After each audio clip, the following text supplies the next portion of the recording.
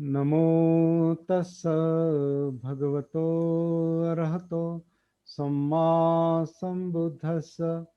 नमो नमो तस्स तस्मै भगवतो भगवतो अरहतो अरहतो सम्मा सम्मा संबुद्धस्स। सम्बुद्धस्स। नमो नमो तस्स तस्मै भगवतो भगवतो अरहतो अरहतो सम्मा सम्मा संबुद्धस्स। सम्बुद्धस्स। बुद्धं धम्मं संघं नमस्सामि।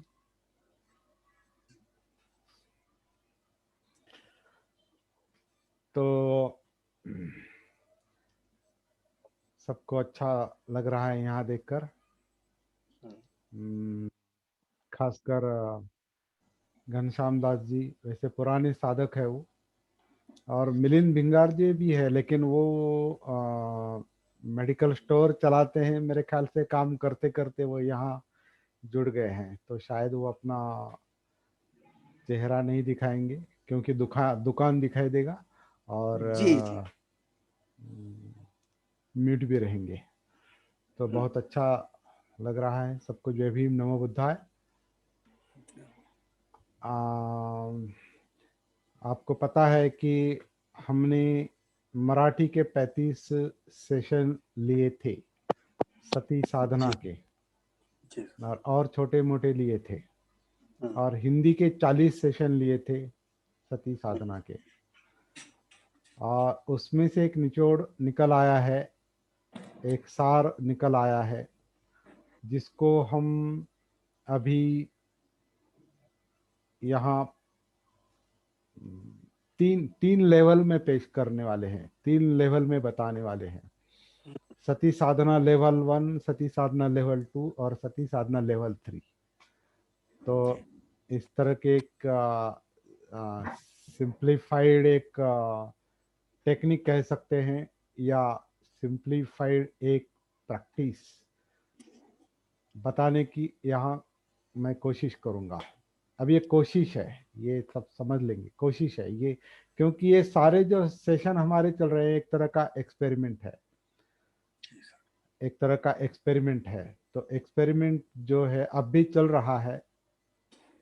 इस एक्सपेरिमेंट में कुछ हमें 40 दिनों के हिंदी वर्कशॉप में मिला, 35 दिनों के मराठी वर्कशॉप में मिला, छोटे मोटे कुछ वर्कशॉप लिए। और वैसे 20 साल से मैं इस पर काम कर रहा हूँ, इस विषय पर 20 साल से काम कर रहा हूँ। सन 2000 में जो मुझे एक क्या कहते, बेसिक इंसाइट कह सकते हैं इसको, एक बेसिक बात समझ में आई, और बहुत सिंपल है, कहने के लिए बहुत सिंपल है। और वो है, सांस हम नहीं लेते, हम नहीं छोड़ते। सांस नैसर्गिक रूप से ये शरीर लेता है, ये शरीर नैसर्गिक रूप से सांस छोड़ता है। और ये आपका आपका भी अनुभव है, आप भी अभी सीनियर साधक है। बाद में बहुत सारे लोग सुनते हैं इस रिकॉर्डिंग को, मैं सबको अभी मेरे सामने रखकर मैं बात कर रहा हूँ, केवल आप लोगों को नहीं। तो बहुत सारे लोगों को अभी इसका पता चल गया है, कुछ लोगों को महसूस हो रहा है, सीधा महसूस हो रहा है। सांस हम नहीं लेते, हम नहीं छोड़ते। और यहाँ से इस अनुसंधान की शुरुआत हो गई, और अभी जो हम बात कर रहे हैं वो उसी का एक परिणाम है। तो इसका मतलब क्या है? सांस, इसे मैं अनात्म सांस कहता हूँ, नैसर्गिक सांस कहता हूँ, जो शरीर लेता है शरीर छोड़ता है, उसकी सती, उसका भान, उसकी जागृति, अप्रमाद, यानी सती। ऐसा मैं एक शॉर्ट में शुरू में बता देना चाहता हूँ। तो उसी से ये सती साधना बनी है, सती साधना, सती प्रैक्टिस। तो सती यानी जागृति है, आत्मभान है, जीवन का भान है, अपना भान है, जिसे बुद्ध ने अपमाद कहा है। और बुद्ध का जो अंतिम संदेश है वो इसी को लेकर है, अपमादेन संपादित, कि जागृति के साथ प्रयासरत रहो, जागृति के साथ जीवन जियो, जागृति के साथ दुख मुक्ति के लिए प्रयास करो। ये उनका एक अंतिम संदेश था। और ये शॉर्ट संदेश, छोटा संदेश पूरे बुद्ध धर्मों को समा लेता है, ऐसा मुझे लगता है। क्योंकि जागृति ही सेंट्रल पॉइंट है। बुद्ध को भी हम सम्मा संबुद्ध कहते हैं। सम्मा संबुद्ध का मतलब संपूर्ण जागृत। तो इस जागृति का मुद्दा जो है वो बहुत इंपॉर्टेंट है और सेंट्रल है। जागृति क्यों इंपॉर्टेंट है? क्योंकि जागृति से ही जीवन समझा जा सकता है। कि जागृति किसकी? तो जागृति अपने अस्तित्व की, संस्कारित अस्तित्व की, इस जीवन की जागृति। और जीवन क्या है? जीवन क्या है? अभी इसका बहुत मतलब ऐसा विस्तारित इसका विश्लेषण किया गया है। इसकी व्याख्या बहुत विस्तृत की गई है। कई तरीके से जीवन को समझा जा सकता है। कि जीवन को एक शब्द में संस्कार कहते हैं, संस्कारित अस्तित्व। और संस्कारित अस्तित्व से ये शरीर बना है। और इस शरीर में चित्त है, शरीर में मन है, जिसे और एक शब्द प्रयोग किया जाता है, नाम रूप। नाम रूप यानी फॉर्म या आकार, और नाम यानी माइंड, कॉन्शियसनेस, चित्त, मन। तो इससे ये अस्तित्व बना है, इसे संस्कारित अस्तित्व कहा है। तो इसकी जागृति आवश्यक है, इसकी सती आवश्यक है। क्यों आवश्यक है? क्योंकि ये अस्तित्व, ये जीवन जागृत नहीं है। हम अपने प्रति जागरूक नहीं होते। जैसे कि हम एक सिंपल सवाल कभी कभी अपने सेशन में उठाया करते हैं कि हमको अपना जन्म याद है क्या?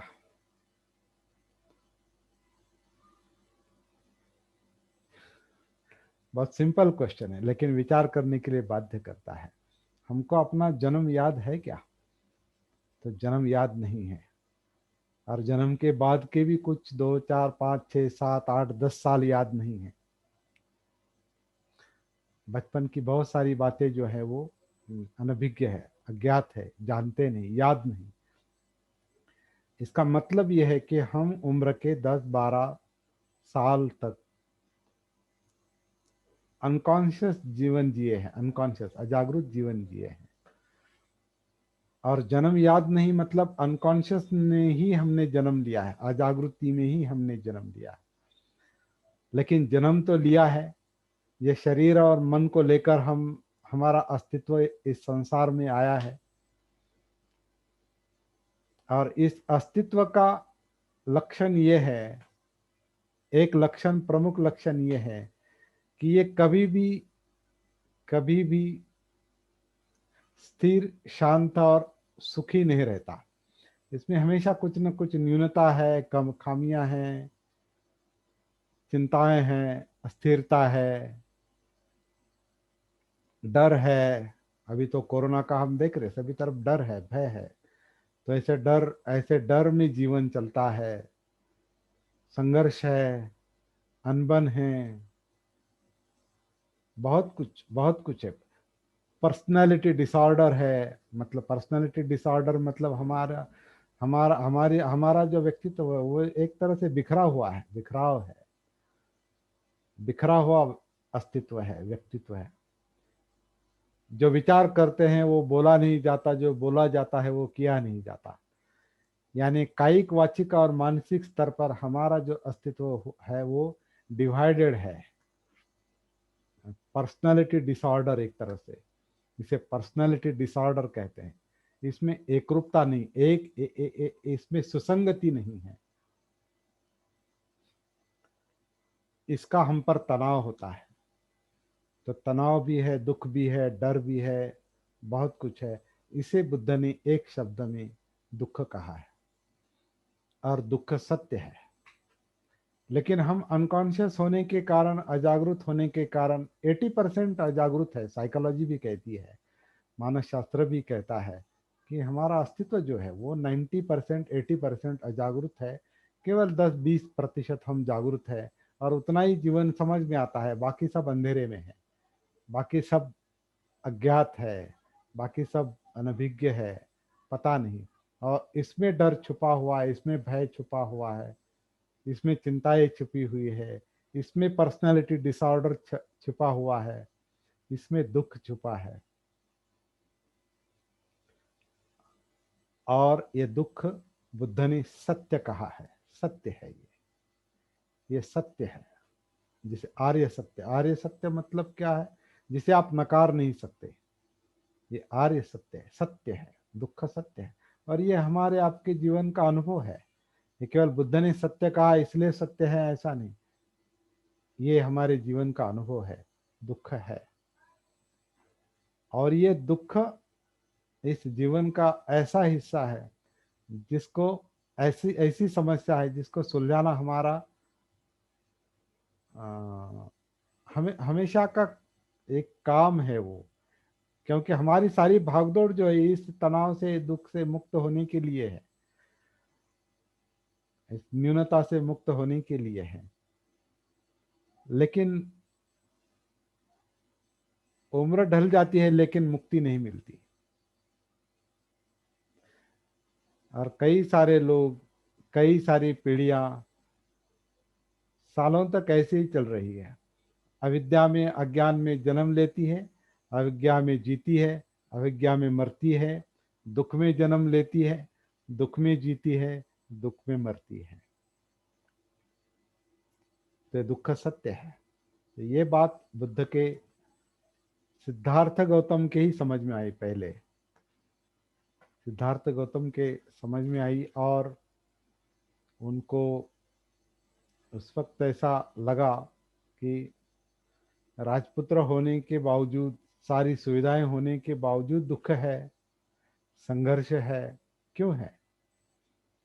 जैसे कि हमें बताया जाता है, या हमने पढ़ा है कि राजपुत्र थे तब उन्होंने एक बूढ़ा देखा, रोगी देखा, और मृतदेह देखा। तो इससे उन्होंने क्या शिक्षा ली इससे, कि ये सामने बूढ़ा है, वो जर्जर है, मैं भी बूढ़ा हो जाऊंगा। उन्होंने रोगी देखा, तो ये रोगी क्या है जो जरा दुख से जर्जर है, व्याधि से जर्जर है, मुझे भी ऐसा कुछ हो जाएगा क्या? मृतदेह देखते हैं, मैं भी मर जाऊंगा क्या? तो ये जागरूक मनुष्य के मन में ऐसे सवाल निर्माण होते हैं। वरना हमारे सामने बहुत सारे लोग बीमार हमें दिखाई देते हैं, और मरे हुए। अभी देखो कोरोना की वजह से कई सारे लोग मरे हैं, लेकिन ऐसा नहीं कि किसी को कोई जाग गया है, और बुद्धत्व का एक मतलब एक ऐसा सवाल मन में निर्माण हो गया है कि इतने लोग मर रहे हैं और मृत्यु सत्य है, तो जाग जाना चाहिए। ये ऐसा क्यों है, ये सवाल मन में कभी निर्माण नहीं होता। अभी तो बहुत ही ऐसे अड़ोस पड़ोस के मृत्यु देखकर तो ऐसा एक एक आम बात लग रही है अभी, एक आम बात लग रही है मरना।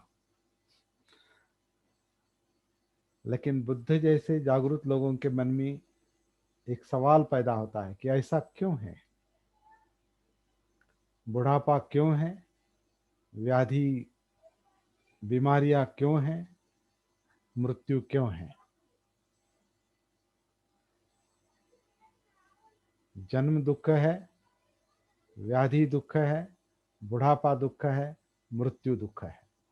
तो ये दुख का जो सिलसिला है, मन के मुताबिक ना होना दुख है, प्रिय लोगों का जाना दुख है, अप्रिय लोगों का मिलना दुख है। तो सारा दुख ही दुख है। तो ये सवाल हम जैसे कॉमन लोगों के मन में उठता नहीं, क्योंकि हमारा मन सती में नहीं है, जागरूक नहीं है, आत्मभान नहीं है। इसलिए परिस्थिति के मुताबिक हम जीते हैं, जैसी परिस्थिति है उसके मुताबिक हम जीते हैं, जरूरतों के मुताबिक हम जीते हैं। बुद्ध के मन में जो अलग सवाल पैदा हो गए सिद्धार्थ गौतम के, तो यहीं से हम अभी सती की शुरुआत करते हैं। इसी बात से हम थोड़ी सती से शुरुआत करते हैं। तो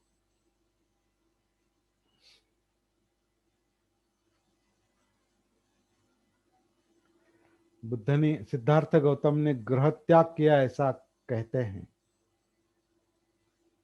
हालांकि गृह त्याग नहीं किया उन्होंने, उन्होंने राज्य त्याग किया है। राज्य त्याग का उन राज्य त्याग की उन पर सख्ती की है, कंपल्शन किया है। क्योंकि हमने पढ़ा है कि रोहिणी नदी के विवाद के कारण शाक्य और कोलियों में जो युद्धजन्य परिस्थिति निर्माण हुई थी, उस युद्ध को उन्होंने विरोध किया था। शाक्य और कोलीय मतलब एक तरफ पिता के तरफ के लोग, दूसरी तरफ माता के तरफ के लोग। माता कोलियों की थी और ये पिताजी शाक्यों के थे। और शाक्य और कोलियों के बीच, दो राज्यों के बीच जो रोहिणी नदी का पानी था, वो रोहिणी नदी थी, उसके विवाद को लेकर युद्ध छिड़ गया था। और शाक्य संघ निर्णय लेता है कि सभी जो युवा है उन्होंने युद्ध में भाग लेना है। और सिद्धार्थ गौतम कहते हैं कि नहीं, मैं युद्ध में सम्मिलित नहीं होऊंगा। ये मसला चर्चा से हल हो सकता है, संघर्ष से नहीं, युद्ध से नहीं। तो उन्होंने जब विरोध किया तो शाक्य संघ ने उनको एक पनिशमेंट दी है, सजा दी है। उनसे कहा कि अगर युद्ध में तुम सम्मिलित नहीं होंगे तो एक तो तुम्हें ये राज्य त्याग करना पड़ेगा, और अगर तुमने राज्य त्याग नहीं किया तो तुम्हारे परिवार पर हम बहिष्कार करेंगे, तुम्हारे परिवार को हम अलग रखेंगे। तो सिद्धार्थ गौतम कहते हैं कि मेरी वजह से मेरे परिवार को शिक्षा मत दो, परिवार को पनिशमेंट मत दो, सजा मत दो। मैं स्वयं ये राज्य छोड़कर जाता हूँ, राज्य त्याग करता हूँ। और एक राज्य त्याग किया इसलिए गृह त्याग हुआ, राज्य त्याग किया इसलिए गृह त्याग हुआ। लेकिन उनके बारे में जो कहा जाता है कि उन्होंने गृह त्याग किया, केवल गृह त्याग किया, तो बाबा साहब ने इस बात को छेद दिया है। बुद्ध और उनके धम्म में ये रोहिणी नदी का मसला उन्होंने हल किया है, इस पर चर्चा की है और सिद्ध किया है कि उनका जो गृह त्याग था वो असल में गृह त्याग नहीं था, वो राज्य त्याग था। लेकिन गृह त्याग तो हो गया, गृह त्याग तो हो गया। और गृह त्याग के बाद हम सबको पता है कि उन्होंने क्या क्या किया, हमने इतिहास पढ़ा है। गृह त्याग करने के बाद उनके मन में जो दुख का सवाल था, दुख का सवाल था, संघर्ष का जो सवाल था, उसमें एक ये रोहिणी नदी के विवाद ने और एक विषय उसमें डाल दिया, ऐड किया कि ऐसा क्यों है, युद्धजन्य परिस्थिति क्यों निर्माण होती है, दुख क्यों है, व्याधि क्यों है, बुढ़ापा क्यों है, मृत्यु क्यों है, जीवन क्या है। जीवन में केवल दुख लेकर ही जन्म लेना और दुख लेकर मरना और दुख लेकर जीना, ऐसा ही, इतना ही जीवन है क्या? इस पर कोई इलाज नहीं है क्या? इस पर कोई चारा नहीं है क्या? इसकी खोज उन्होंने शुरू की। और गृह त्याग के बाद आप, हमको पता है कि उन्होंने कई सारे गुरुओं से कई सारे ज्ञान लिए, कई सारी ध्यान साधनाएं सीखी। उस वक्त के जो 18-19 जो प्रचलित तत्वज्ञान थे और ध्यान की परंपराएं थी, आध्यात्मिक सोकॉल्ड आध्यात्मिक परंपराएं थी, वो सबका उन्होंने अवलोकन किया, अभ्यास किया, अध्ययन किया, अभ्यास किया, प्रैक्टिस की, साधनाएं की। और अंत में हमने देखा है कि पढ़ा है कि आलार काला मारो उद्दक राम पुत्र से उन्होंने ध्यान साधना सीखी। और 8 तरीके के जो ध्यान है, 4 रूप ध्यान, 4 अरूप ध्यान, ये जो उन्होंने सीखे, रूप ध्यान और अरूप ध्यान, ये अलार कलाम और उद्दक रामपुत्र से उन्होंने सीखे। अ, उसमें उन्होंने प्रावीण्य हासिल किया। मतलब वो आर कलाम और उद्दक रामपुत्र के प्राप्ति के बराबर हो गए। और आलार कलाम उद्दक रामपुत्र उनसे कहते हैं कि अभी हमारे पास बताने के लिए इससे ज्यादा कुछ नहीं है, यही अंतिम अवस्था है, ये आपको भी मिल गई है। अभी साथ मिलकर हम ये ग्रुप चलाएंगे, ये संघ चलाएंगे। आलार कलाम और उद्दक रामपुत्र उनसे कहते हैं बराबरी के होने के बाद। तो सिद्धार्थ गौतम एक एक करके उन्हें जवाब देते हैं कि बहुत बहुत धन्यवाद आपका, आपने आपके पास जो ज्ञान था वो हमें दिया, एकाग्रता हासिल हो गई, रूप ध्यान अरूप ध्यान समझ में आए, एकाग्रता हासिल हो गई, मन स्थिर हुआ है, थोड़ा एकाग्र होता है, टेम्पररी क्यों न हो, लेकिन इससे दुख मुक्ति नहीं मिलती। ये दुख मुक्ति का कारण, ये दुख मुक्ति का उपाय नहीं है। तो उन्होंने वहां ध्यान साधना का त्याग किया है। और फिर आगे चलकर उन्होंने फिर दुख मुक्ति कहाँ है ये और खोज करने के लिए उन्होंने आत्मक्लेश किया, अपने आप को बहुत क्लेश दिया। और हम जानते हैं कि उन्होंने इतना आत्मक्लेश दिया अपने आप को, इतना क्लेश दिया कि वो मूर्छित होकर गिर गए, एकदम दुबले पतले हो गए थे। पेट को पकड़ा तो रीढ़ की हड्डी हाथ में आती थी, इतने दुबले पतले हो गए, मूर्छित होकर गिर गए, मृत्यु समीप था। ऐसे में सुजाता उनको अन्न देती है, और अन्न ग्रहण करने के बाद उनमें जो थोड़ी ताकत आ जाती है, शक्ति आ जाती है, वहाँ उनके मन में सवाल पैदा होता है, जब राजपुत्र था, सब होने के बावजूद भी दुख था, अभी मैंने ध्यान साधना की तपस्या की, आत्मक्लेश की तपस्या की, फिर भी दुख है, फिर दुख मुक्ति कहाँ है। फिर वो बोध गया में वो पीपल के नीचे वो बैठते हैं, पीपल वृक्ष के नीचे, और वहां अपने आप से पूछते हैं, एक चिंतन चिंतन मन में चलता है, सवाल मन में उठता है, और एक निष्कर्ष निकलता है। जब वो छोटे थे, जब वो बच्चे थे, और कपिल वस्तु में वो एक जो त्योहार था जिसे वप्र मंगल कहते हैं, वो त्योहार था, त्योहार। उस त्योहार के समय राजा को हल चलाना होता है। तो शुद्धोदन वो हल चलाते हैं खेत में। ये छोटे थे, सिद्धार्थ गौतम, सिद्धार्थ छोटे थे, वहाँ हल चल रहे हैं, मजदूर काम कर रहे हैं, और ये छोटा बालक जो है वो पेड़ के नीचे बैठकर अपने आप के संपर्क में आता है, अपने आप से जुड़ जाता है, अपने आप में जागरूक हो जाता है। लेकिन वो जो अवस्था थी, वो जो उम्र थी, वो क्या कहते हैं उसे, माइनर, हाँ, परिपक्वता, उसमें एक परिपक्वता नहीं थी वो। किशोर अवस्था। हाँ, किशोर अवस्था थी, किशोर भी नहीं थे, बच्चे थे वो। अच्छा। हाँ, बच्चे, युवा अवस्था नहीं थी, वो बच्चे थे। हाँ। लेकिन उनकी जो प्रवृत्ति थी, वो प्रवृत्ति इस तरह की थी, चिंतन।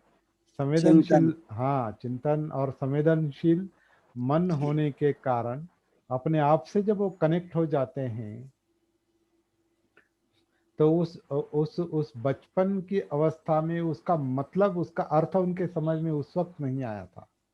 ये पीपल वृक्ष के नीचे जब वो बैठे, सारी तपस्याएं, साधनाएं, ध्यान साधनाएं खत्म होने के बाद जब वो पीपल वृक्ष के नीचे बैठे, तो उन्हें वो याद आता है कि बचपन में मैं जब उस पेड़ के नीचे, शायद वो जाम का पेड़ था, तो जाम के पेड़ के नीचे मैं बैठा था और वहाँ अपने आप से जुड़ गया था, जागरूक हो गया था, कुछ तो महसूस हो गया था। क्या वही तो आरंभ बिंदु नहीं है? वही वही स्टार्टिंग पॉइंट तो नहीं? ऐसा विचार करने के बाद वो वो घटना, वो मनोवस्था, वो जागृति की अवस्था उन्हें याद आती है और वहाँ से वो बोध गया में शुरुआत करते हैं। वहाँ से वो उस अवस्था से शुरुआत करते हैं, अपने आप में उतरते हैं और वो सांस के आधार से उतरते हैं, आनापान के आधार से उतरते हैं, अंदर उतरते हैं और उतरते उतरते देखते देखते जो कुछ मिला बाद में वो 40 दिन में मिला, 40 दिनों में मिला है वो। जैसे बाबा साहब ने कहा है कि 40 दिन पर्याप्त इतना अन्न उन्होंने इकट्ठा करके वहां रखा था, जो भी फल वगैरह थे 40 दिन पर्याप्त इतना अन्न अन्न उन्होंने इकट्ठा करके रखा था।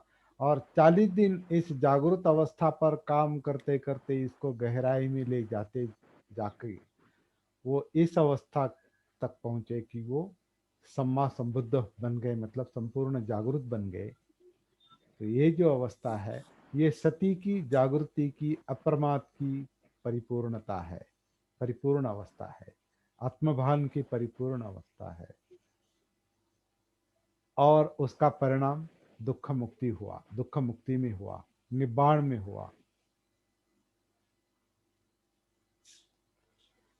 तो ये सती क्या है, ये जागृति क्या है, ये समझ लेना मेरे ख्याल से बहुत आवश्यक है, बहुत आवश्यक है। और देखिए 40 दिन में उनको वो मिला है और उन्हें तो 40 दिन लगे, लेकिन उन्हें उन्हें जो दुख मुक्ति की निब्बाण की अवस्था प्राप्त हुई, वो जब अनुभव उन्होंने दूसरों को बताया तो वो कुछ घंटों में जागरूक होकर दुख मुक्ति के मार्ग पर आ गए। एक एक एक एक बहुत फेमस जो घटना है वो किसा गौतमी की है। किसा गौतमी का इकलौता पुत्र मर जाता है और वो जो मृतदेह है वो लेकर बुद्ध के पास आती है और विचलित है, डिस्टर्ब है, पूरी तरह से बिखर गई है। तो बुद्ध उन्हें जो कुछ बताते हैं वो शायद अनापान सती वगैरह, अनापान श्वास सांस का ध्यान वगैरह वो भी नहीं था। किसा गौतमी को उन्होंने जो कुछ बताया, जिस तरह से बताया, वो कुछ ऐसा होगा कि वो अपने आप में जाग गई है, वो अपने आप में जाग गई है,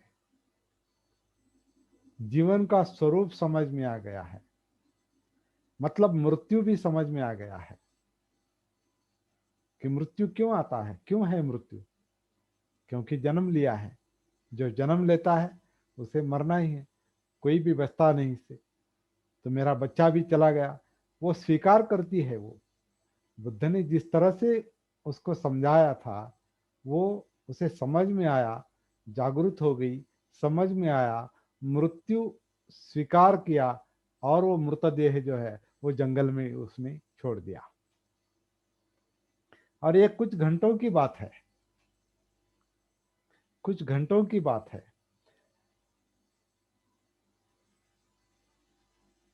अंगुलीमाल का भी उदाहरण ऐसा ही है, कुछ घंटों में हथियार डाल देता है वो।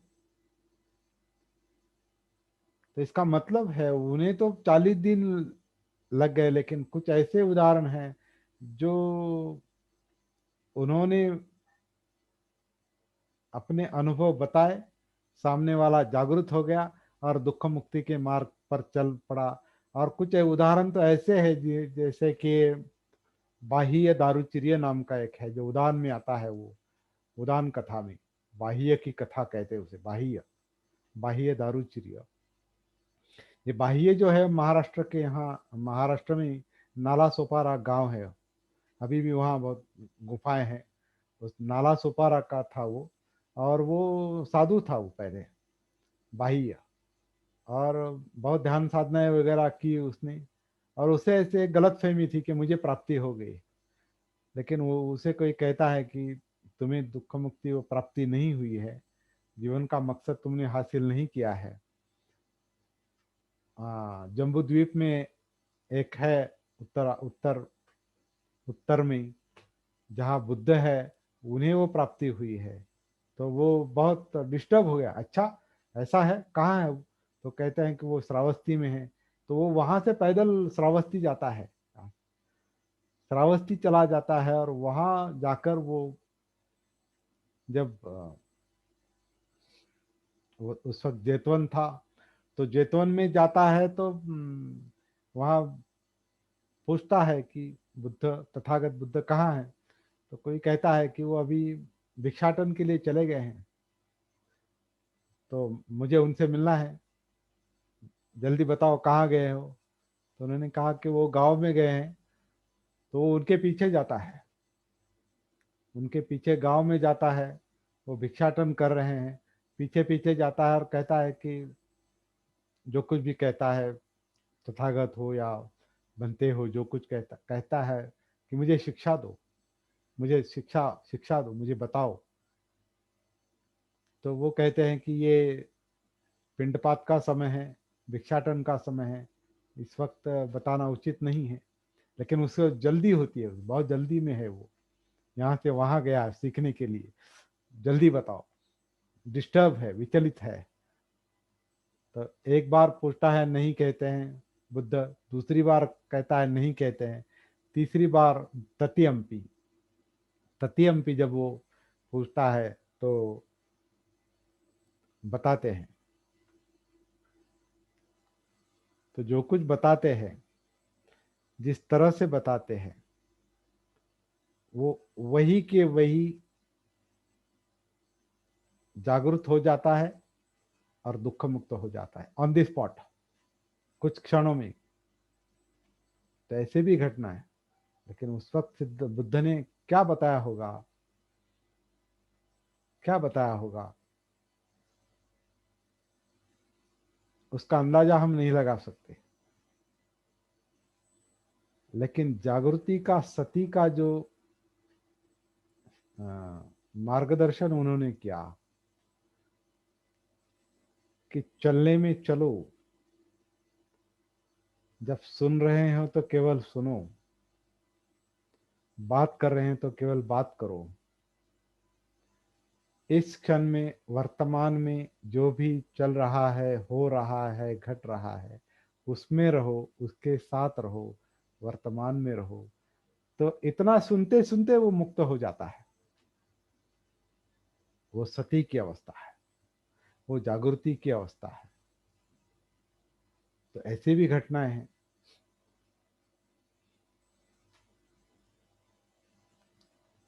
तो इससे एक बात मैं आपको थोड़ा एहसास दिलाना चाहता हूँ कि हमें से कई लोग कई दिनों से ध्यान साधनाएं कर रहे हैं, अध्ययन कर रहे हैं, हमने बहुत कुछ सीखा है। मेरे ख्याल से ज्ञानी लोगों की अभी कमी नहीं है, ज्ञानी लोग बहुत हो गए। और ध्यानी भी बहुत हो गए। तो कि कुछ लोग, हाँ, जी। कुछ लोग ज्ञान में अटक गए, कुछ लोग ध्यान में अटक गए। बराबर। हम्म। अभी जागृति की अवस्था है, आवश्यकता है, ये समझ लेना चाहिए। ये जागृति जो है, ज्ञान गलत है ऐसा उसका मतलब नहीं, ध्यान गलत है ऐसा उसका मतलब नहीं। लेकिन ज्ञान और ध्यान का भान चाहिए, सती चाहिए, जागृति चाहिए। क्योंकि ध्यान, समाधि गलत भी हो सकती है। इसलिए अष्टांग मार्ग में सम्यक समाधि कहा है, केवल समाधि नहीं कहा, सम्यक समाधि। तो सम्यक समाधि का मतलब क्या है? सम्यक का मतलब है सही और गलत का भान। सम्यक का मतलब केवल उचित नहीं, सम्यक का मतलब है सही और गलत का भान है, सही और गलत का ज्ञान है। सही तभी सही होता है जब गलत क्या है यह समझ में आता है, और गलत तभी समझ में आता है जब सही का ज्ञान होता है। तो सही और गलत, इसके बीच की अवस्था, इसीलिए उसे मध्यम मार्ग कहा है। मध्यम मार्ग, तो मध्यम मार्ग, सम्यक मार्ग मध्यम मार्ग है। तो सम्यक दृष्टि, सम्यक संकल्प, सम्यक वाचा, सम्यक कर्मांत, सम्यक आजीविका, सम्यक व्यायाम, सम्यक सती, सम्यक समाधि। ये जो सम्यकता है ये मध्यमता है। सती जो है ये भी मध्यम मध्यम मार्ग में आती है। जागृति जो है मध्यम मार्ग में आती है। तो ये जागृति ही आपको समाधि में ले जाती है, मतलब दुख मुक्ति में ले जाती है। तो उसमें फिलहाल उसमें नहीं जाएंगे हम। अभी जो सेंट्रल पॉइंट है, मेन पॉइंट है, मुख्य मुद्दा जो है वो सती का है, जागृति का है। इस पर हम थोड़ी अभी प्रैक्टिकल चर्चा भी करेंगे और मुद्दा समझ लेंगे कि ये सती क्या है, जागृति क्या है। एक एक एक मुद्दे का, एक पॉइंट का मैं आपको एहसास दिलाना चाहता हूं कि सिद्धार्थ गौतम ने ध्यान साधना की है, बुद्ध ने नहीं। बुद्ध ने जागृति की साधना की है। ध्यान मन का एक गुणधर्म है, ध्यान छूटता नहीं। अब ध्यान ध्यान एक आम बात है। हम कहते हैं ना, ध्यान कहाँ है, जरा यहाँ ध्यान दो, वहां ध्यान दो, आप ध्यान में है या नहीं। तो ध्यान जो है, ध्यान यानी मन का एक अटेंशन है। मन जब किसी विषय पर लगता है, और वो कहाँ मन लग सकता है, जो दिखाई देता है, सुनाई देता है, सूंघा जाता है, चखा जाता है, स्पर्श, इंद्रियों के विषय पर हमेशा ध्यान होता है। और सती भान जो है वो पूरे अस्तित्व का है, पूरे जीवन का है। और ये जागृति, ये आत्मभान, ये सती ध्यान की भी सती रख सकती है, ध्यान का भी भान रख सकती है कि मन में, मन के विचार यानी ध्यान ही है, ऐसा मुझे लगता है। विचार प्रक्रिया क्या है, क्योंकि विचारों के लिए कोई ना कोई विषय होता है, बिना विषय का विचार नहीं चलता। तो विचार प्रक्रिया, मनोविज्ञान जो है वो ध्यान ही है, ऐसा मुझे लगता है। तो ध्यान एक मन का स्वभाव है, मन का गुणधर्म है। लेकिन सती भी मन का गुणधर्म है, और ये मेरे ख्याल से बुद्ध का अलग अनुसंधान है। ये जो जागृति है, जो हर मनुष्य के चित्त में, मन में बीज रूप में होती है, जन्म के साथ ही सती है हमारे। जैसे ध्यान है वैसे सती भी है। लेकिन सती की मात्रा केवल 10%, 5%, 20% ऐसी होती है।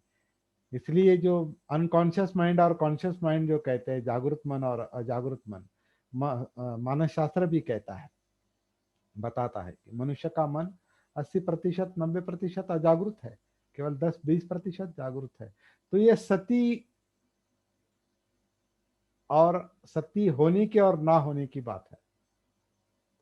ये जो सती है, ये जागृति जो है, वो मनुष्य के कॉन्शियसनेस में, चित्त में, मन में जन्म से ही है।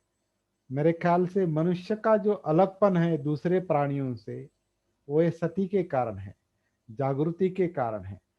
जागृति के कारण सही विचार चलता है, सही दृष्टि होती है, सही संकल्प होता है, सही वाणी होती है, सही सब जो सही होता है, सम्यक होता है, वो सती के कारण।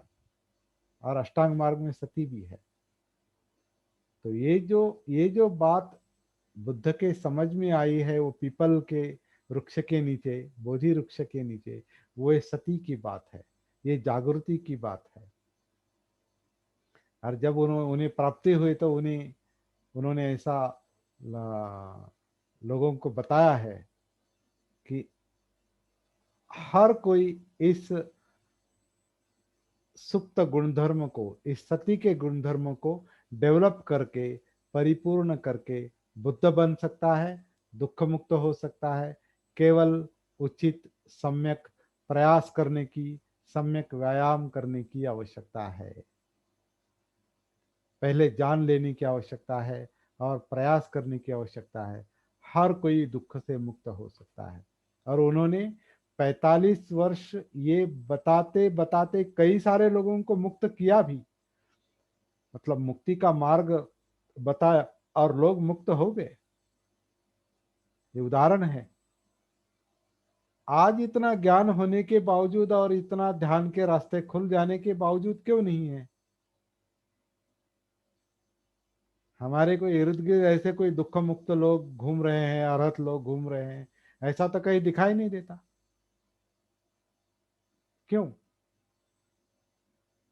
ये जो मूल मुद्दा है जो बुद्ध ने ढूंढ निकाला है, सती का, जागृति का, ये मुद्दा मेरे ख्याल से जानबूझकर या गलती से ये छूट गया है, ये पीछे छूट गया है। बुद्ध की ये जो मूल शिक्षा है ये पीछे छूट गई है और लोग फिर ध्यान में अटक गए हैं। मतलब आर्टिफिशियल ध्यान, कृत्रिम ध्यान। वैसे भी मन ध्यान करता है तो इसको दूसरे ध्यान में लगाने के लिए अभी बताया जाता है। और कई सारी परंपराएं जो है, ध्यान की परंपराएं भी निर्माण हो गए बौद्ध संस्कृति में भी।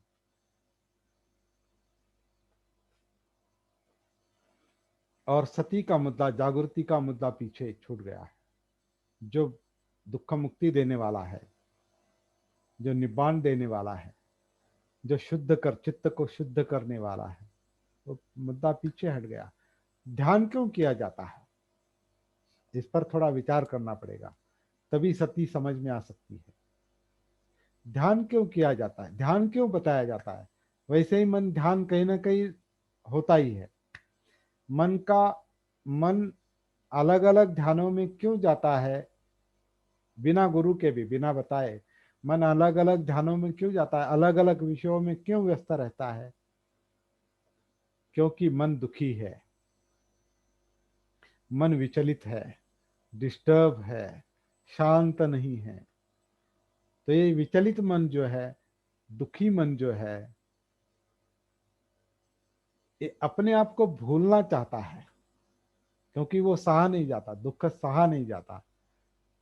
तो कुछ लोगों ने इसे टालने के लिए, क्योंकि ये मुद्दा, ये जो प्रॉब्लम है, ये जो समस्या है, ये सुलझने का तरीका उनके पास नहीं, तो उन्होंने, कुछ लोगों ने क्या किया है कि जिसने संसार को जन्म दिया है, जिसने हमको जन्म दिया है, उसी उसी के कारण दुख है, तो वही दुख को दूर करेगा। उसकी प्रार्थना करो, उसका नाम जपो, उसका ध्यान करो। तो सारे जो आध्यात्मिक और ईश्वरवादी धर्म है वो ध्यान से ही, ध्यान पर ही चलते हैं। लेकिन हम देखते हैं कि जो इस मार्ग पर है उनको दुख मुक्ति मिली है, ऐसा तो कहीं दिखाई नहीं देता। कुछ लोग मन को रंजन में लगाते हैं, मनोरंजन में लगाते हैं। तो वो भी अपने अपने मन को किसी में, किसी किसी ध्यान में, रंजन के विषय में लगा दो। मन, फिल्में देखो, नाटक देखो, लोकनाट्य देखो, टीवी देखो, सीरियल देखो, कुछ पढ़ो, खेलो। तो ये क्या है, सब अपने आप को दूसरे विषय में क्यों लगाया जाता है? क्योंकि मन दुखी है, मन में न्यूनता है, मन में कुछ कमी है, अच्छी नींद नहीं आती, बोरडम है, बोर होता है, भय है, डर है, अकेलापन है। तो इससे छुटकारा पाने के लिए मन दूसरे विषयों में व्यस्त रहता है। लेकिन जैसे वो विषय खत्म हो जाता है, फिर वो वही प्रॉब्लम के साथ फिर उसे पाला पड़ता है। तो दुख वही के वही रह जाता है। तो ऐसे ही जीवन बीतता है। तो बुद्ध ने जो ये सती का रास्ता बताया है, ये सती का रास्ता, ये मन के ये सारे स्वभाव जान लेने का रास्ता है। क्योंकि जागृति के कारण ये सारी समस्याएं जो है, मन का जो बर्ताव है, वाणी का जो बर्ताव है, वर्तन है, काया का जो वर्तन है, पूरे जीवन का जो एक स्वरूप है, वो समझ में आता है। और फिर उसमें दुख की समस्या भी समझ में आती है, दुख का सत्य समझ में आता है, और दुख का कारण भी समझ में आता है, दुख का निवारण भी समझ में आता है, मार्ग भी समझ में आता है। ये सारा काम जो है ये अकेला सती करती है, जागृति करती है। इसे समझ लेना आवश्यक है। ये हमें अभी पहले समझ लेना है कि ये सती साधना ये क्यों हम कह रहे हैं। तो ये जो जागृति है, जैसे कि मैंने कहा कि आलार काला, सॉरी, किसा गौतमी या अंगुलीमाल को उन्होंने ध्यान साधना बताना मुश्किल है, क्योंकि वो सुनने के उस अवस्था में नहीं थे। उनको ये ध्यान की बात, या ये जो जिसे हम अनापान सती कहते हैं या दूसरे सती पट्ठान कहते हैं, ये बातें उन्हें बताना, ये बात बाद में वो उन्होंने उसका ये एक ढांचा निर्माण किया है। किसा गौतमी को उसे जिस तरह से समझ में आता है वो बताया, अंगुलीमाल को जिस तरह से समझ में आता है वो बताया, लेकिन बाद में उन्होंने एक ढांचा तैयार किया है। वो ढांचा हमें ग्रंथों में कुछ हद तक मिलता है, सारा का सारा नहीं मिलता, कुछ हद तक मिलता है। तो एक जो ढांचा है वो आनापान सती सुत्त है। ये 118 नंबर का सुत्त है मध्यम निकाय का, आनापान सती सुत्त मध्यम निकाय में। तो इस सुत्त को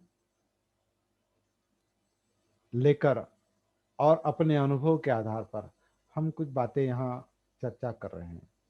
तो सती जागृति का जो आरंभ बिंदु है वो आनापान सती है। आनापान का ध्यान नहीं, आनापान की सती, सांस की सती, सांस की जागृति। तो ये सांस क्या है? ये सांस क्या है?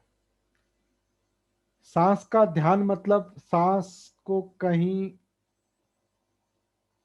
दूसरे विषय में, सांस के मार्ग में, किसी दूसरे सांस के मार्ग में अगर कोई विषय है तो उसमें लगाओ, मन को लगाओ, वहां एकाग्र करो।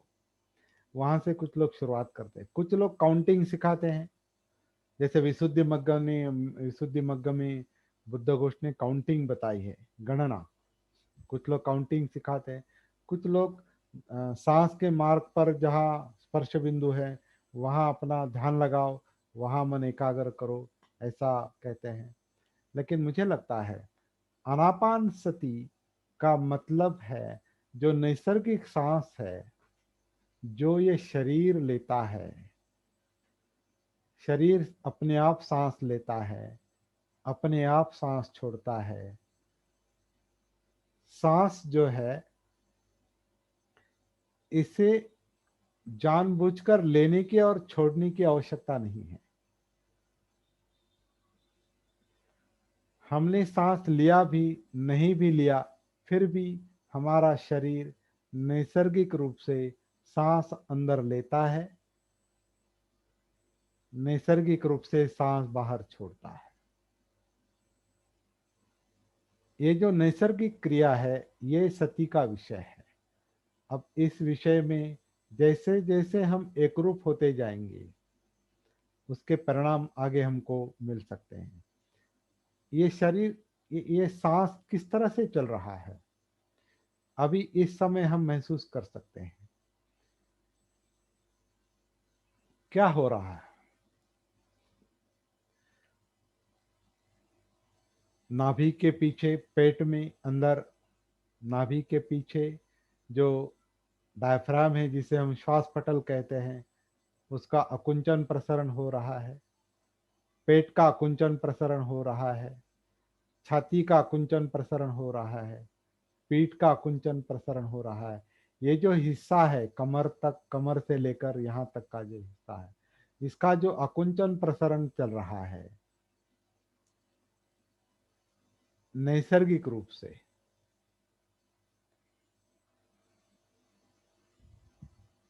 वो महसूस करने की बात है।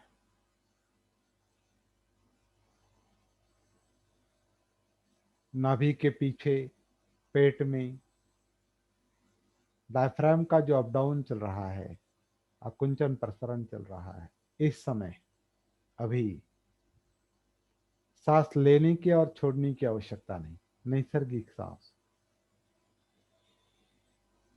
जैसे भी सांस शरीर अंदर लेता है डायफ्राम के जरिए, पेट और छाती पीठ के जरिए, जैसे भी सांस शरीर अंदर लेता है उसके साथ अपनी स्थिति रखनी है, जागृति रखनी है। पेट के नीचे, नाभि के पीछे पेट में, पेट के अंदर जो कुछ हो रहा है उसे महसूस करते करते आप अपने आप शरीर में उतरने की शुरुआत करते हैं। क्योंकि ये काया, ये शरीर सांस अंदर लेता है, ये शरीर सांस बाहर छोड़ता है। सांस बाहर से अंदर नहीं आती, अंदर से ली जाती है। आकुंचन प्रसरण होता है तभी सांस अंदर आती है और बाहर जाती है। ये काया आन करती है, काया अपान करती है अपने आप, नैसर्गिक रूप से।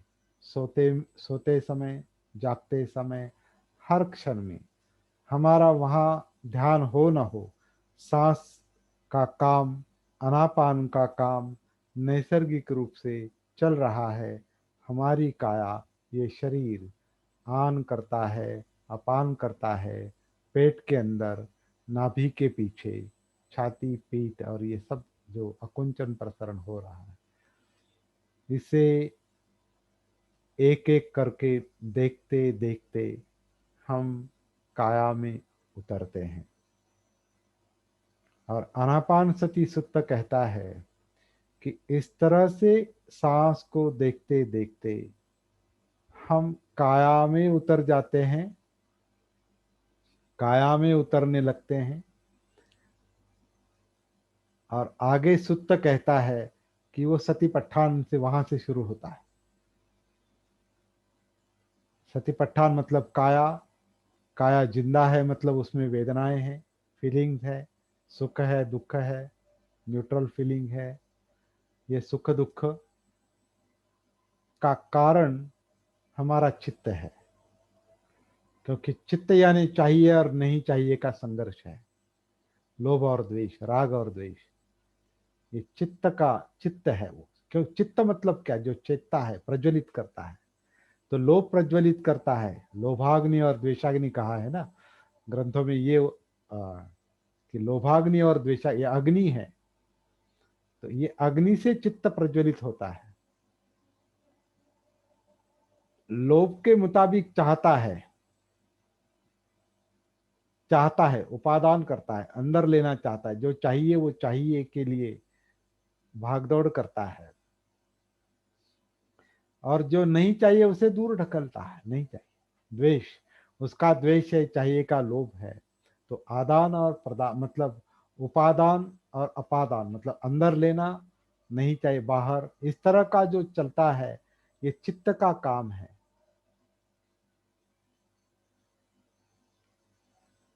जो चाहिए वो नहीं मिलता है तो दुख होता है, जो चाहिए वो मिलता है तो सुख होता है, सुख मिलता है थोड़ा टेम्पररी। जो नहीं चाहिए वही अगर होता है तो दुख होता है। जो नहीं चाहिए, जिसका द्वेष करते हैं, उसके मुताबिक अगर कुछ होता है तो उससे सुख मिलता है कि चलो ये मुझे नहीं चाहिए था और अच्छा हुआ नहीं। तो सुख और दुख, सॉरी, राग और द्वेष यानी लोभ और द्वेष दोनों सुख और दुख के कारण है, चित्त दुख का कारण है। और वो फीलिंग, वो वेदनाएं, सुख और दुख की वेदनाएं जो है वो इस काया में महसूस होती है, इसलिए काया में उतरना जरूरी है। काया में उतरना मतलब काया के प्रति जागरूक होना, मतलब सती में आना, भान में आना, आत्म भान में आना। तो काया के प्रति जागरूक कैसे हुआ जा सकता है? आन और अपान के जरिए शुरू में। और ये जो हम बात कर रहे हैं, जो शब्दों का इस्तेमाल कर रहे हैं, ये मनोविज्ञान के शब्द हैं, विचार प्रक्रिया है। विचार प्रक्रिया शब्द निर्माण करती है और चित्त के मुताबिक विचार प्रक्रिया डिस्टर्ब होती है, विचलित होती है। चित्त में लोभ है तो मनोविज्ञान में लोभ है, विचारों में लोभ है, विचार प्रक्रिया में लोभ दिखाई देता है, भागदौड़ करता है, मन भागदौड़ करता है। चित्त में अगर द्वेष है तो उसके मुताबिक विचार चलते हैं, ऐसा करूंगा वैसा करूंगा। लोभ है, राग है चित्त में, तो इसे पाऊंगा, उसे पाऊंगा, ये ये वो, और पूरा जो दिखाई देता है, सुनाई देता है, सूंघना, चखना और त्वचा के विषय, सो जो सारे विषय जो है इंद्रियों के, उसके उसमें जो लोभ है उसके मुताबिक उपादान किया जाता है। मतलब वो वस्तुएं हमारे इर्द गिर्द का जो संसार है वो क्या है? इस लोभ का परिणाम है। वो अपना बनाता है।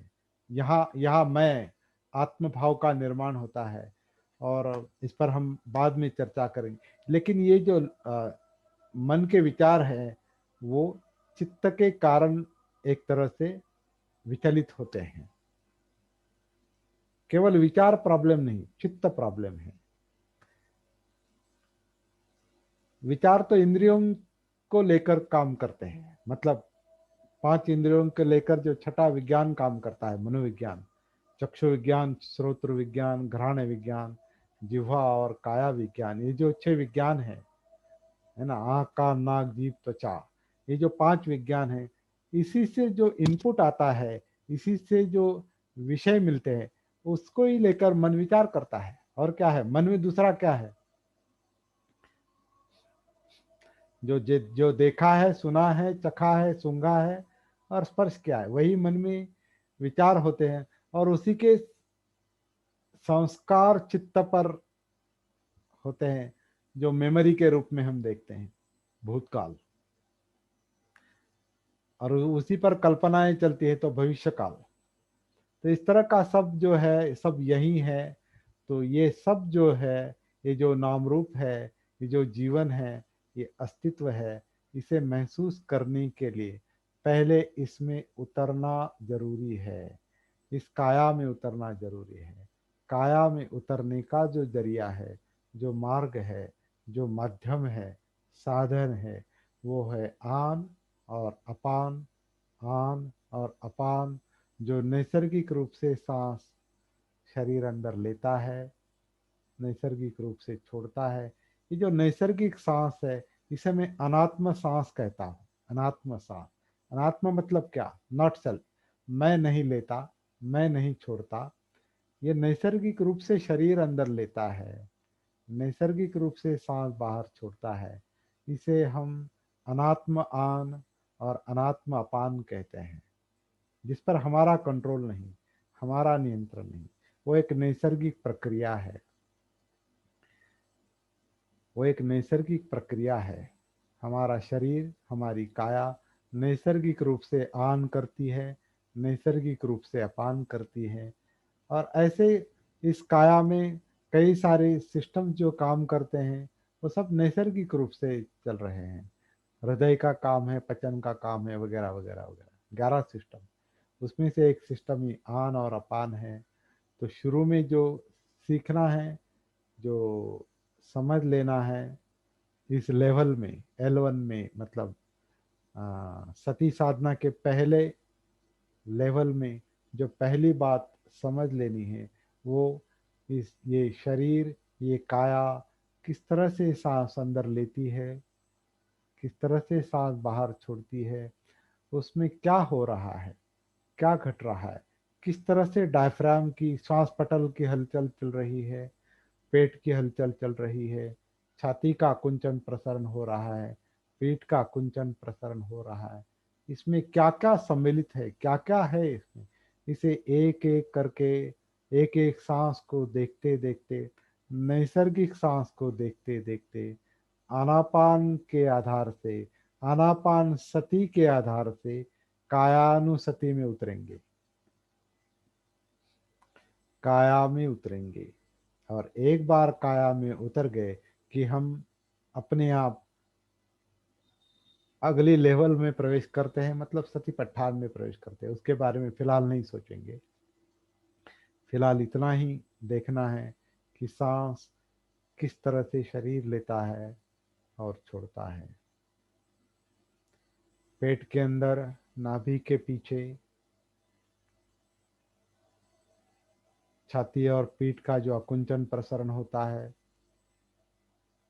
इस नैसर्गिक सांस को देखते देखते आप जब घर में साधना करेंगे तो आंख बंद कर सकते हैं या ऐसे भी महसूस कर सकते हैं।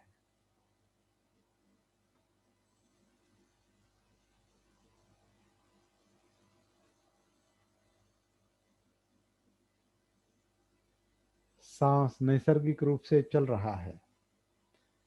हम बैठे हैं, खड़े हैं, चल रहे हैं, सो रहे हैं, फिर जग गए हैं, बैठे हैं, खड़े हैं, चल रहे हैं। ये जो चार अवस्थाएं हैं शरीर की, बैठना, खड़े होना, चलना और लेटना, फिर उठ के बैठना, खड़े होना, चलना और बैठना, ये चार मुख्य अवस्थाएं हैं। तो इसमें हर अवस्था में आनापान चल रहा है। तो एक एक करके पहले बैठे बैठे बैठे इसको महसूस करने की कोशिश करेंगे। नए लोग समझ लेने की आवश्यकता है, नए लोगों को किस तरह से शरीर सांस अंदर लेता है। शरीर सांस अंदर लेता है, ये समझ लेना बहुत जरूर है। सांस बाहर से अंदर नहीं आता, सांस अंदर से लिया जाता है। एक वैक्यूम तैयार होता है, एक खालीपन तैयार हो जाता है आकुंचन प्रसरण में। ये खालीपन तैयार होता है, इसलिए हवा अंदर आती है। जो साइंस कहता है कि ऑक्सीजन लिया जाता है, मतलब पूरी हवा ली जाती है, लेकिन उसमें से ऑक्सीजन जो है, जो शरीर को चाहिए, वो लिया जाता है। मतलब उसमें से ऑक्सीजन इस्तेमाल किया जाता है, यूज किया जाता है। ये शरीर काम करता है। अब शरीर जिंदा है तो जिंदा शरीर काम करता है। तो शरीर जिंदा है मतलब क्या? हमारी जो नर्वस सिस्टम है, हमारे जो तंत्रिका तंत्र है, ब्रेन से लेकर पूरे शरीर में जो जाल फैला है मज्जा तंतु का, वो अनापान करता है। लेकिन वो बात की बात है, वो महसूस करना बात की बात है। फिलहाल ये काया नैसर्गिक रूप से आन करती है, नैसर्गिक रूप से अपान करती है। इसे देखते देखते हम काया में उतर जाएंगे। और हमें ये काम क्यों करना पड़ता है, जागने का? क्योंकि हमारे पास दूसरा चारा नहीं है। बुद्ध काल में क्या होता था कि बुद्ध बताते थे, उस उनके समस्या को, कि सामने वाले के समस्या को लेकर वो चर्चा करते थे। चर्चा करते करते वो आदमी अपने आप में उतर जाता था, जागरूक हो जाता था। फिर समस्या क्या है वो उसके समझ में आती थी, फिर वो कैसे सुलझती है ये भी समझ में आता था। और वो डायरेक्ट डायरेक्ट इंसाइट मिलता था, डायरेक्ट वो प्राप्ति हो जाती थी। हमें क्या करना पड़ता है? डायरेक्ट प्राप्ति हमें अगर संभव है तो अच्छी बात है, लेकिन अगर संभव नहीं है तो सांस के जरिए अंदर उतरना पड़ता है, काया को महसूस करना पड़ता है। काया जिंदा है, मतलब वेदनाओं को महसूस करना पड़ता है।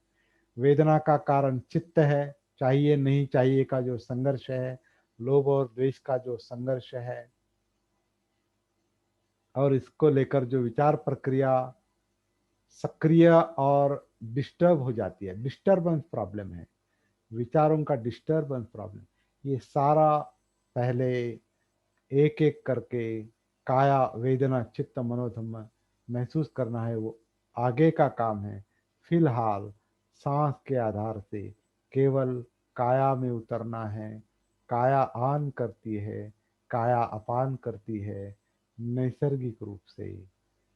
काया आन काया अपान, यही पहला चरण है सती साधना का। इसे अपने लेवल पर, अपने आप में इसे प्रैक्टिस करनी है, महसूस करना है अपने आप को। इस अभी अगले इतवार तक ये प्रैक्टिस, ये साधना आप स्वयं करेंगे कि शरीर किस तरह से सांस अंदर लेता है, किस तरह से छोड़ता है। इसे एक एक करके देखते देखते अपने आप से, अपने जीवन से कनेक्ट होना है। कनेक्टिविटी इंपॉर्टेंट है, पहले अपने आप से, अपने जीवन के साथ, फिर जीवन की समस्या समझ में आती है, फिर वो सुलझाना संभव है। पहले कनेक्टिविटी, अपने आप से जुड़ जाना, ये हमारा पहला काम है।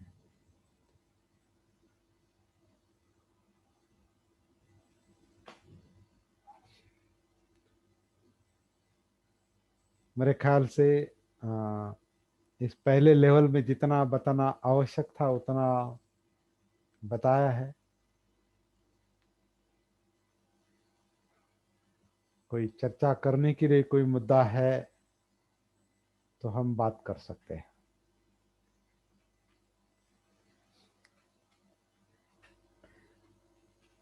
अपना वीडियो ऑडियो आप ओपन कर सकते हैं। कुछ चर्चा करनी है, आपको कुछ कहना है, आप कह सकते हैं। यहाँ मैं एक बात सबको बताता हूँ, बताते आया हूँ कि मैं टीचर नहीं हूँ, मैं सिखाता नहीं हूँ। यहाँ पर मैं सिखाता नहीं, मैं अपने अनुभव शेयर करने की कोशिश करता हूँ। जो महसूस होता है वो बताने की बात करता हूँ। I am not a teacher. Practical practical practical. हाँ, जो मैं अच्छा महसूस अच्छा। कर रहा हूँ वो मैं शेयर करता हूँ। और ये अनुभव किसी को भी आ सकते हैं। जैसे बुद्ध ने स्वयं कहा कि हर कोई बुद्ध बन सकता है। उन्होंने ऐसा थोड़ा ही कहा कि मैं बुद्ध हूँ और मैं ही अंतिम बुद्ध हूँ, मेरे बाद कोई बुद्ध नहीं होगा, ऐसा उन्होंने नहीं कहा। उनके बाद कई सारे लोग अरहत हो गए, दुख मुक्त हो गए। लेकिन आज के ज़माने में थोड़ी समस्या ये है, ये जो युद्धजन्य परिस्थिति है दुनिया में, संसार में, इसका कारण ये है कि बुद्ध धम्म का ये जो सती का जागृति का जो कार्य है वो पीछे पड़ गया है। इतना इम्पोर्टेंट, इतना वैल्यूएबल ये माध्यम है, साधना है, ये कैसे पीछे पड़ गई है? क्योंकि लोग ज्ञान में अटक गए, ध्यान में अटक गए, ऐसा मुझे लगता है। अनुसंधान का काम चलना चाहिए, जागृति का काम चलना चाहिए, ये बहुत इम्पोर्टेंट है। ठीक है। हम्म।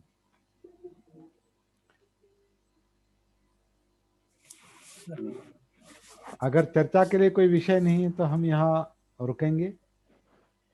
जी। अगर कुछ चर्चा करनी है तो आप अपना माइक ओपन कर सकते हैं, वीडियो ओपन कर सकते हैं।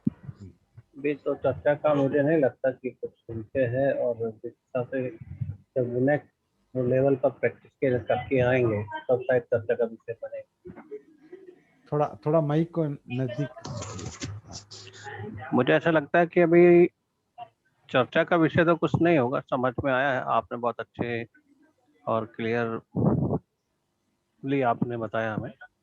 लेकिन अब जो चर्चा का विषय आएगा जब हम साधना की प्रैक्टिस करेंगे एक हफ्ता, और आप दूसरी क्लास लेंगे, तो शायद उसमें जब शेयरिंग करेंगे उस वक्त वो चर्चा सामने आ सकती है।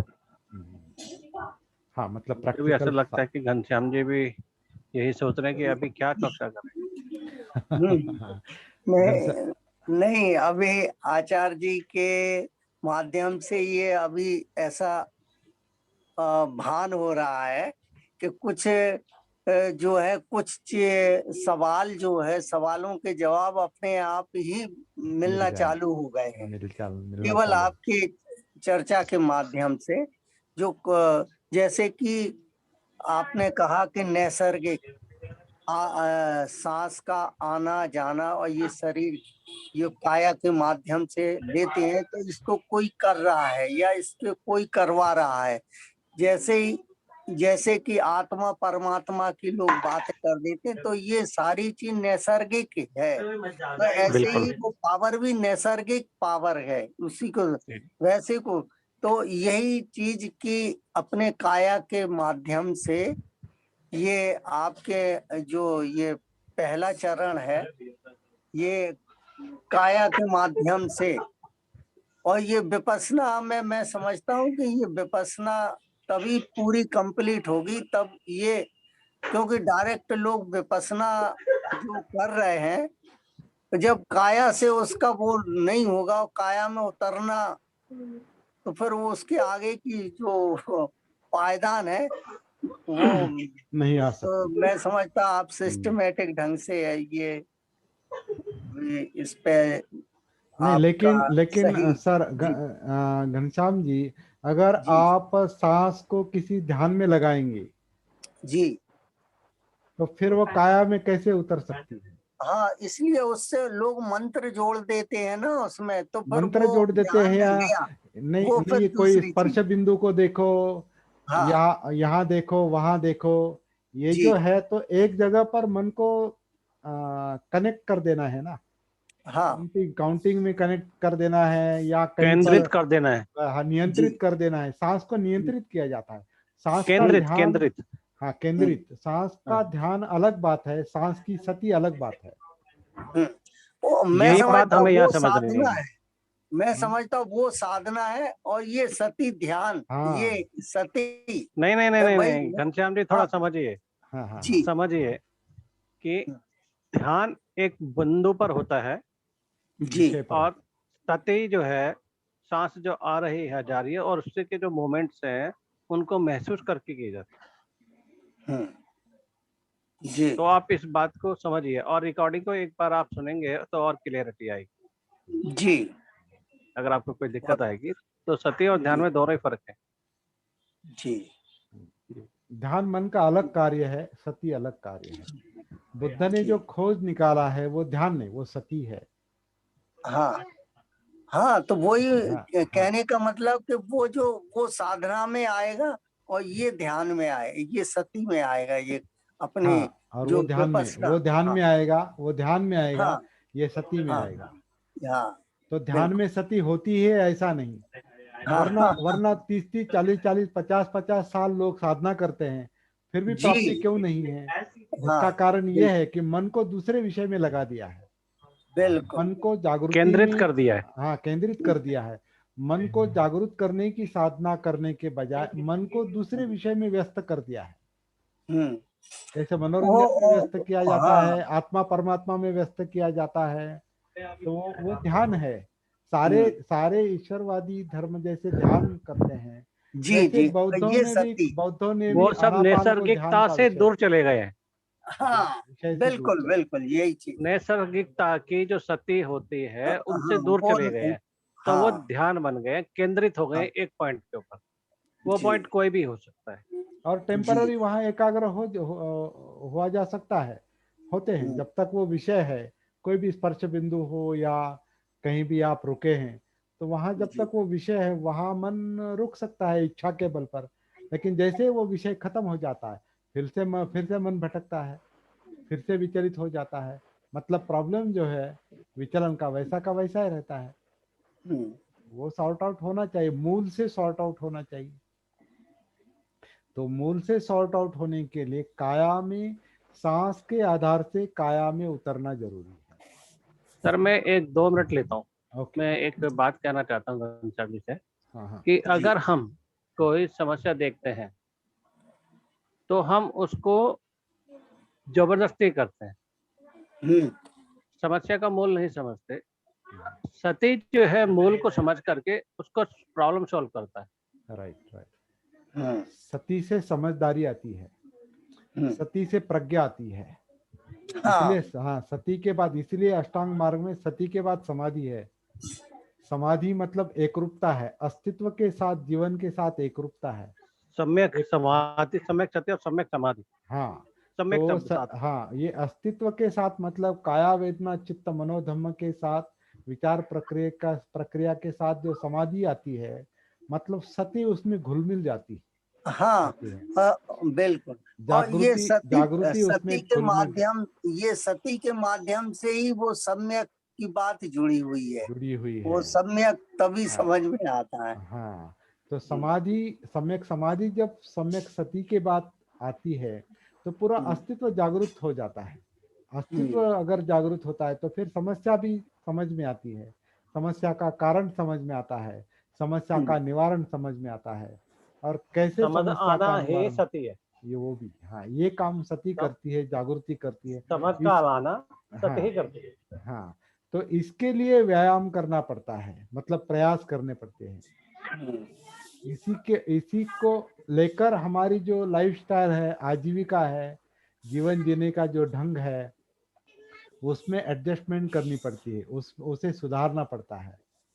उसी के मुताबिक हमारे कर्मांत होनी चाहिए, मतलब कायिक कृति। उसी को लेकर वाणी चलनी चाहिए, मतलब सम्यक वाणी।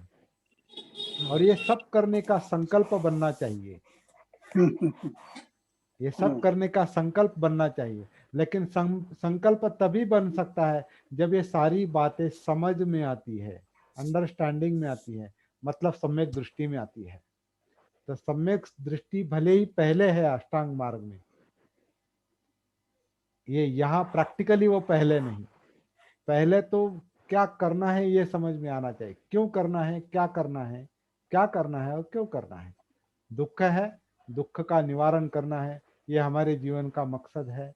क्योंकि दुख सहा नहीं जाता, यातनाएं हैं, डिस्टर्बेंस है, सुखम से मन नींद नहीं आती है जैसे हम कहते हैं, है ना, तनाव है, उससे उसको लेकर कई सारी बीमारियां हैं। उसके कारण ये प्रॉब्लम है, ये प्रॉब्लम सॉल्व करना, ये सब काया में होता है, इस जीवन में होता है। तो जीवन के साथ समाधिस्थ होना पड़ता है, एकरूप होना पड़ता है। वो काम सती करती है, उसके लिए व्यायाम करना पड़ता है। उसी को लेकर हमारी लाइफस्टाइल जो है वो बनानी पड़ती है। लाइफस्टाइल यानी आजीविका मतलब केवल पैसा कमाने का उद्योग नहीं है, आजीविका यानी लाइफस्टाइल है। पैसा कमाने का काम उसका एक हिस्सा है, जो 7-8 घंटे हम काम करते हैं, 9 घंटे 7 घंटे, वो उसका एक आजीविका एक हिस्सा, वो उसे उपजीविका कहते हैं। और आजीविका जो है वो जीवन जीने का तरीका, ढंग, जीवन जीने का ढंग, मतलब सुबह उठने के बाद फिर से दूसरे दिन सुबह उठने तक आपका 24 घंटा किस तरह से जाता है, ये आजीविका में आता है। आपका हफ्ता किस तरह से जाता है, महीने किस तरह से जाता है, साल किस तरह से जाता है, जीवन किस तरह से जाता है, ये आजीविका का विषय है। तो व्यायाम आपके आजीविका पर निर्भर है। आपकी आजीविका अगर इसके अनुकूल नहीं है, सम्यक नहीं है, तो फिर आप व्यायाम भी नहीं कर सकते, सती के लिए प्रयास नहीं कर सकते, समाधि नहीं मिल सकती। तो कर्मांत उसी तरह के चाहिए, वाणी उस तरह की चाहिए, सम्यक चाहिए, संकल्प बनना चाहिए, समझदारी आनी चाहिए। That's all. ये काम सती करती है, इसलिए सती सेंट्रल पॉइंट है। अपमा जागृति सेंट्रल पॉइंट है। बुद्ध को भी हम संपूर्ण जागृत कहते हैं, मतलब सतीमान जागृत, संपूर्ण ध्यानी नहीं कहते, संपूर्ण जागृत कहते हैं। ये समझ लेना जरूरी है। तो ये का अनुसंधान हमें करना पड़ेगा अपने आप में। साथ साधु ठीक है, साधु साधु साधु। साधु तो साधु। यहाँ पर रुकेंगे। बहुत बहुत धन्यवाद सबको। आपको जय भी भीम। जय भीम, जय हम यहाँ भीम। पर नमो। रुकेंगे और आप सब लोग इस रिकॉर्डिंग को सुन पाएंगे। जय भीम, नमो बुद्धाय। नम